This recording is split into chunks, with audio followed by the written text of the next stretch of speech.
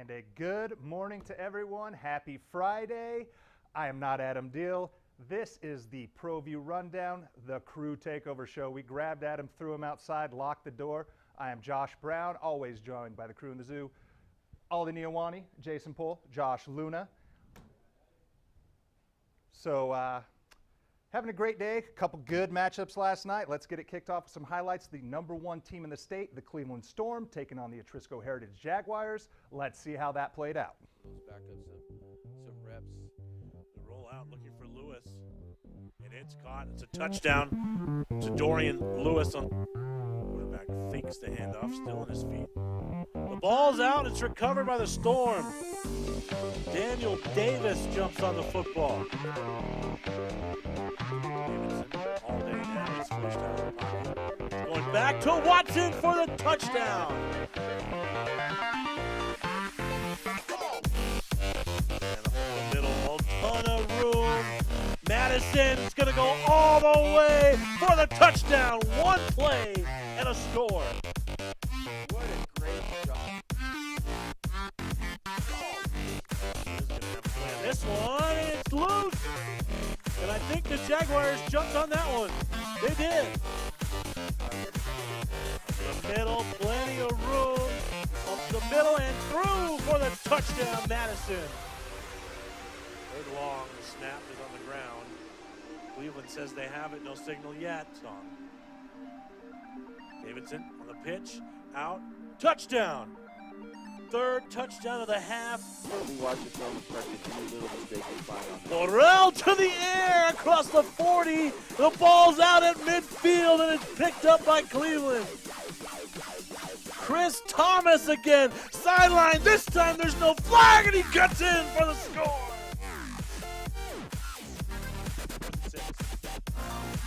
Quarterback gonna keep. There's a ton of room out in front, and nobody's gonna catch him. The quarterback's gonna go all the way, and there goes middle, and it's complete, and a lot of room out in front. And Vallejo's gonna go all the way for the touchdown. Tell you what, they've been all over that place.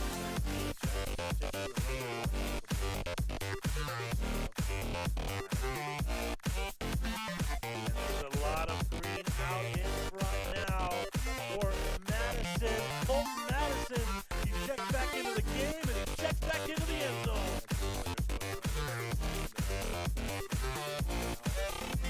Almost down in the backfield. And now Kinsley's got the sideline and he can take it all the way. The Storm touchdown for Andrew Tinsley.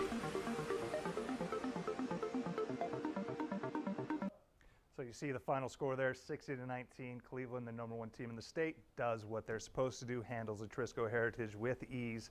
Had a little bit of scare. We'll go into that more a little later in the half. But next, #2 team in the state, the La Cueva Bears, taking on the Monzano Monarchs up at Wilson Stadium. Let's see how that played out. Going to be second down and short. As Summer looking to throw. He's got Robertson open and finally fires. There he is. Touchdown, left alone. So this time, Ivy Sod's going to keep it, and the Wildcat takes a cut to the outside. Look out, Ivy Sod is in. Dances into the end zone, and an answer by the Monarchs. How about that drop? Right now, 4th and 7, and here's the boot. Fair catch, and it's going to take a Monzano bounce. This all the way inside the 5. This is going to roll all the way to the 1-yard line. Was that it? Summer out of the pistol looking. He's flushed out. He's in trouble from behind. He's going to go down. It's loose. The ball's in the end zone. It's grabbed by Monzano. Touchdown. Give me that rock. In the backfield in motion now. Summer looking. Fires down the middle, and it's incomplete. And it's Williams in the backfield. He'll get the carry. Williams fires forward and is in. Touchdown. 10 yards out. DeAndre Williams. Trips up high. And it's a reverse. And there's some room on the outside at Erickson. It's a foot race. A cut at the 10. Erickson makes a move and a... Oh man, this beat is crazy.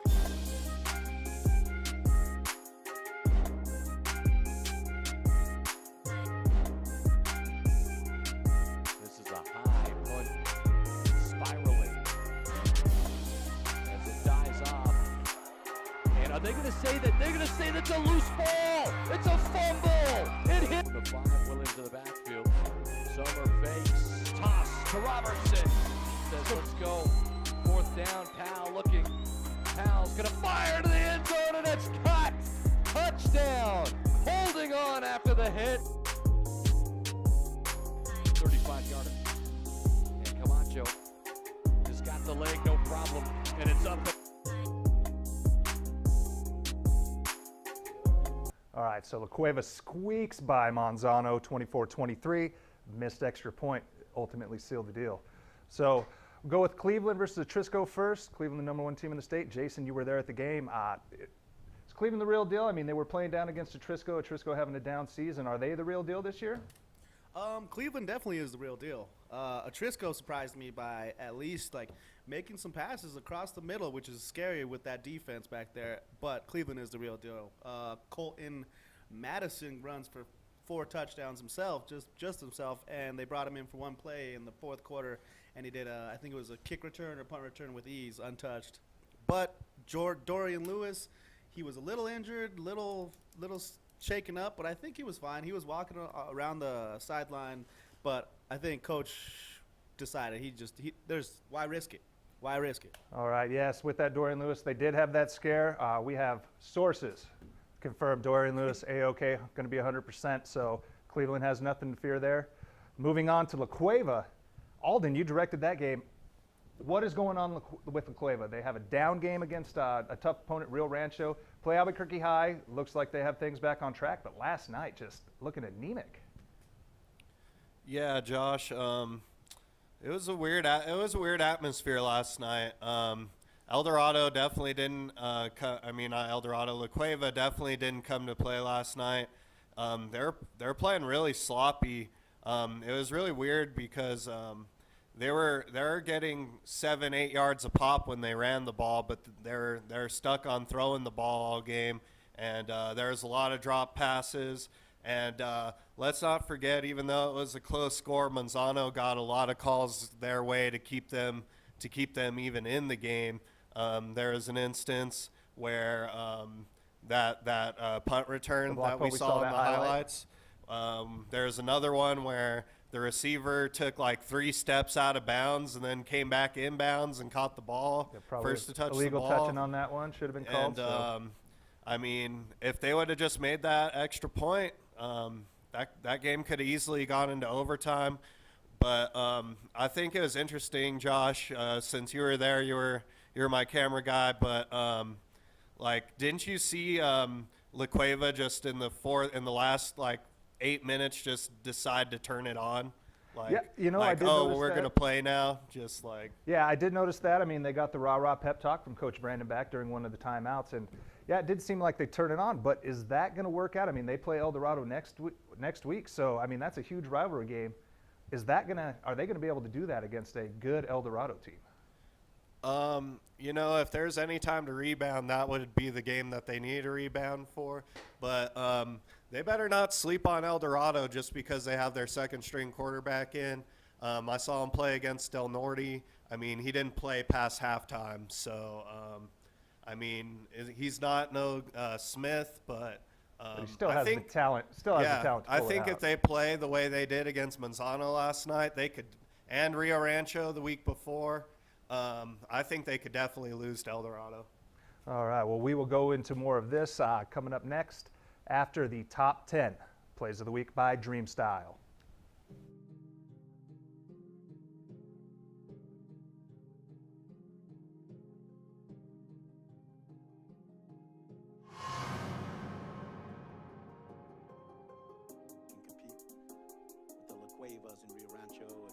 Snap, and there's Gory. He is gone. This beat is crazy.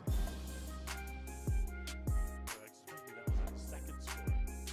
It's time to hand it off. Yeah, a ton of room there, but he might go all the way to the corner and scoot in for the touchdown. Jashawn McDaniel.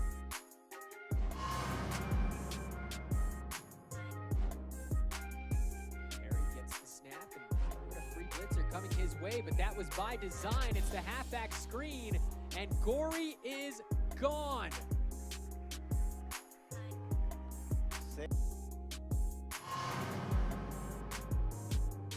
Tucker on the near side, and Valenzuela's going to go for it all to the end zone. Is it caught?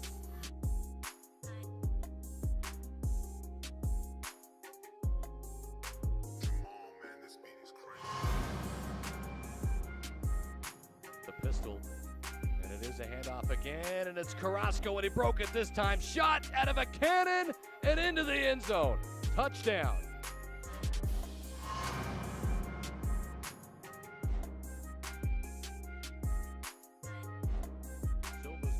Down the middle, it's intercepted. Picked off with a ton of steam ahead. Look out, breaking tackles all the way into the end zone.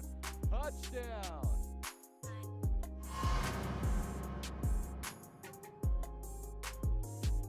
Same formation, McDaniel in the backfield. Looks like they're going to the air here. They are up the middle of the field. Messenger's wide open, and he makes the catch across the 40 to the 30. He's got one more man to beat, and he's going to the house. Touchdown, Vikings.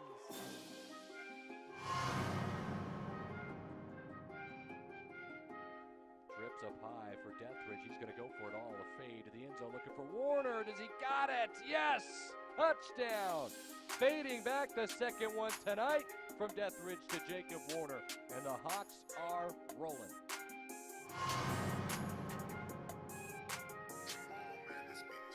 Snap, now Petty, crossing route over the middle. It's caught.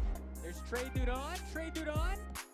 Breaks 2 tackles. Whoa. He's still going. That's going to be on the top 10 plays of the week. Touchdown, El Dorado. That was 33, 2 minutes to play in this quarter. The middle to King Mosley with a one-handed catch, and the King could go all the way for the touchdown. Now that's definitely.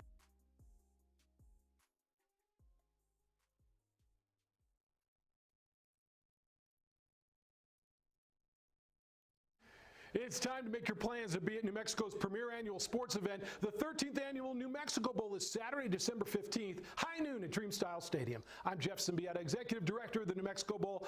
Be with us as once again college football's bowl season kicks off right here in Albuquerque. Bring your friends, bring your colleagues, host your holiday party at the New Mexico Bowl. It's annually one of the most exciting games of college football's postseason. Bottom line, it's a whole lot of fun. Visit NewMexicoBowl.com or call 925-5999, the New Mexico Bowl, where bowl season begins.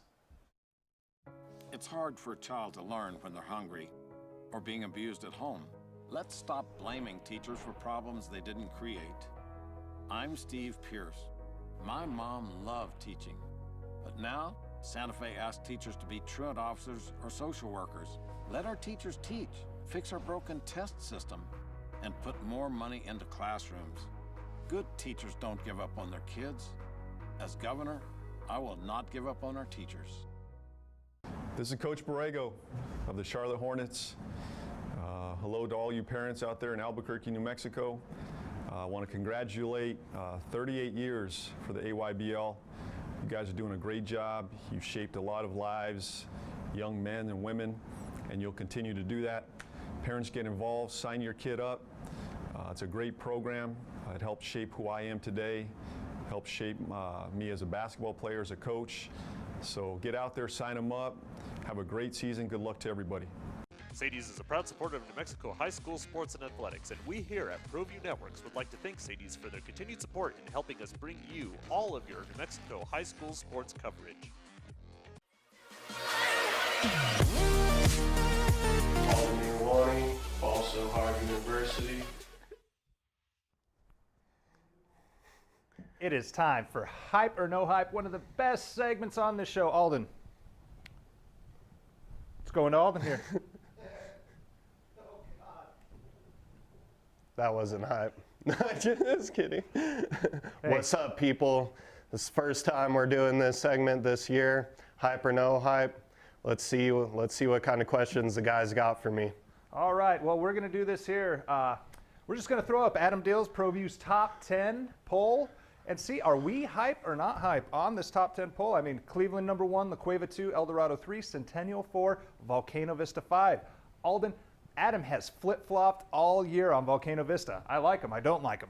Are you hype or not hype on Volcano Vista? I'm definitely not hype on Volcano Vista. They're a good squad, I'll give them that, but it seems like they run into the same problems every year. Undisciplined, stupid penalties.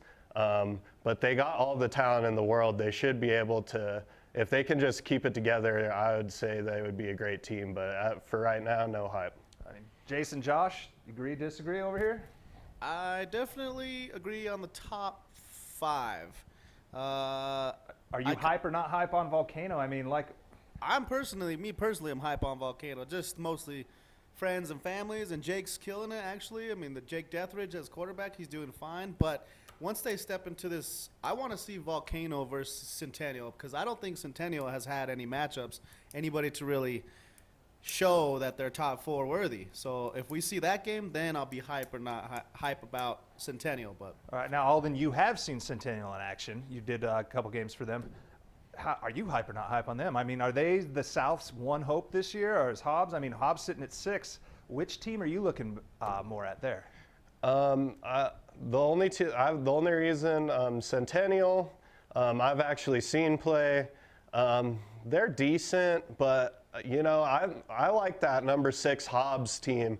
I think that they're flying under the radar even more than Centennial is, and I think that they have the pieces. I mean, I haven't seen them yet, but just from what I've seen on their schedule, who they've beaten, I would say Hobbs. I'm hype on Hobbs right now.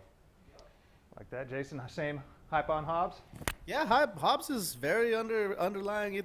You don't expect them. Dude, who did they just beat last week? They killed Las Cruces. They killed Las Cruces, and I've been hype on Las Cruces. So Hobbs, Centennial, maybe that's the game we need to see. Is that what killed your hype on Las Cruces? Was just that dismantling by Hobbs? I'm always hype on Las Cruces just because over all the years of all of our lives, Cruces has always been a game changer. But you know, yeah, it changes. All right, and biggest one I want to ask you all, then we got number 1, number 2, Cleveland La Cueva. We talked about it a little bit earlier. La Cueva after last night, are you hype on them? I mean, are you sticking Cleveland's the top tier? They're the bee's knees here in 6A?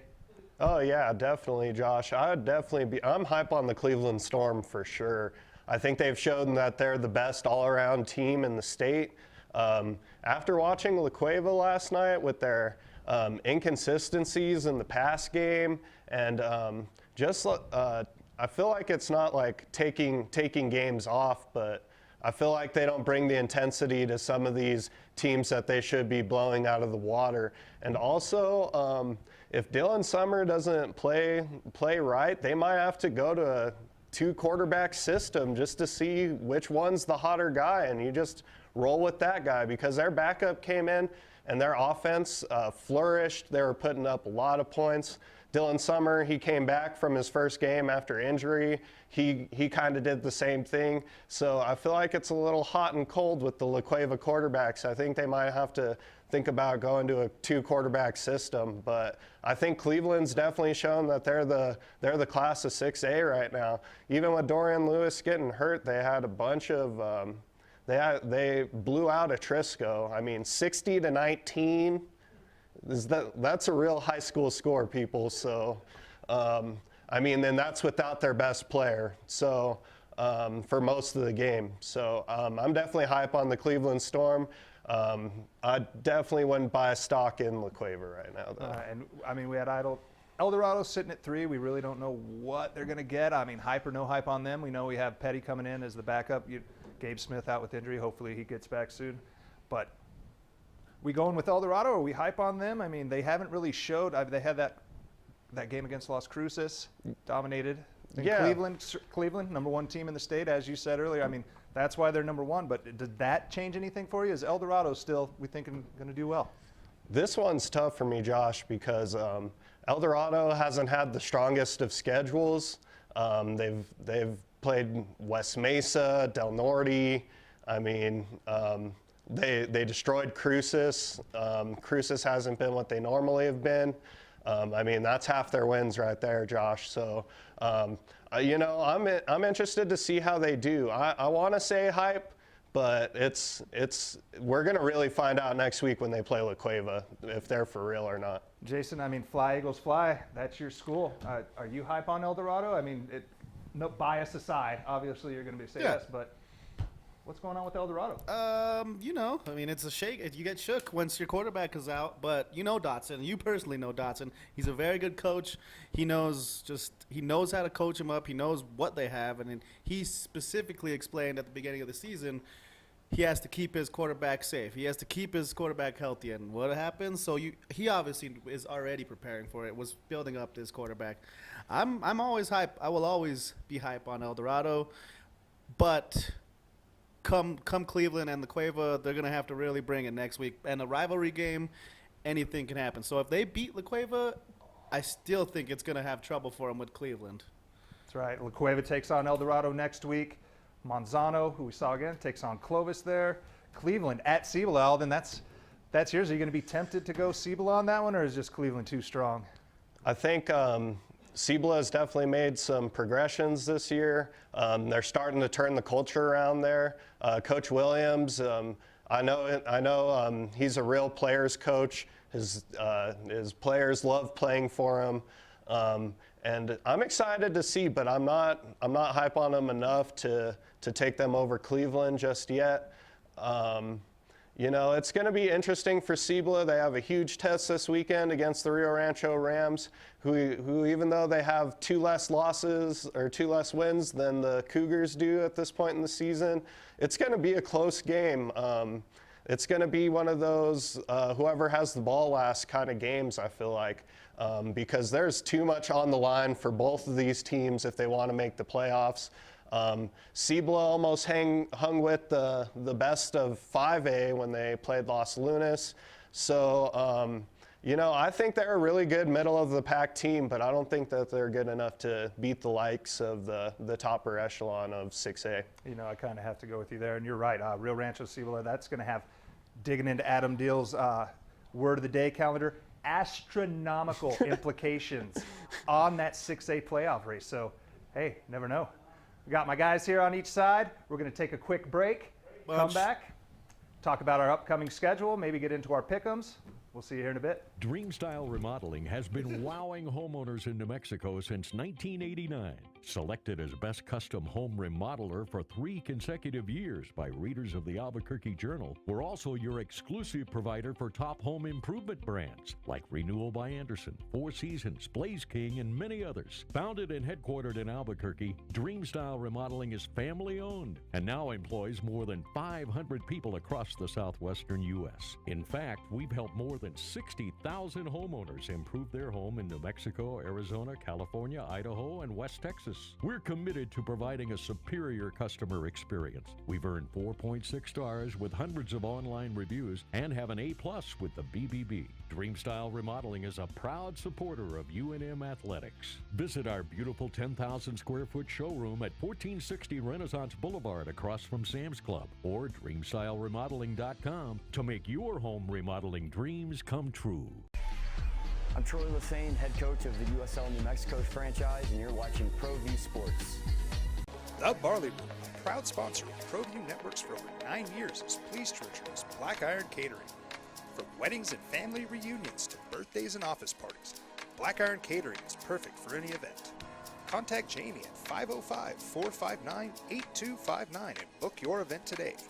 Black Iron Catering. Let us bring our kitchen to you. Well, I'm going to the frontier, walk up to the cashier, order up a root beer and a #1. Cover it with green stuff, 1 scoop is not enough. Find a booth that's real tough, back by the Duke. Meet my family, meet my friends in the quirkiest restaurant I have ever been. All of Albuquerque's favorite spot, it's the Frontier Restaurant. The Frontier Restaurant is a proud supporter of ProView Sports Network. Car Crafters, proud supporter of ProView Sports Network. you sure we're supposed to be doing this? Don't worry, I've watched him do it 1,000 times. Come on, what's the worst that could happen? No! Bad dog! Hi, welcome to Car Crafters. What happened? Don't worry, we'll make it like it never happened. Car Crafters! It's like it never happened! Locally loved restaurants like Farina Pizzeria, Farina Alto, and the Artichoke Cafe are the perfect venue for your next event. Farina Alto has traditional Italian food, plus handcrafted cocktails in a beautiful Northeast Heights location. Farina Pizzeria with a downtown vibe, amazing affordable wines, and local beer. And the Artichoke Cafe has set the standard for casual fine dining since 1989. Visit our family of restaurants and see what fine dining is all about.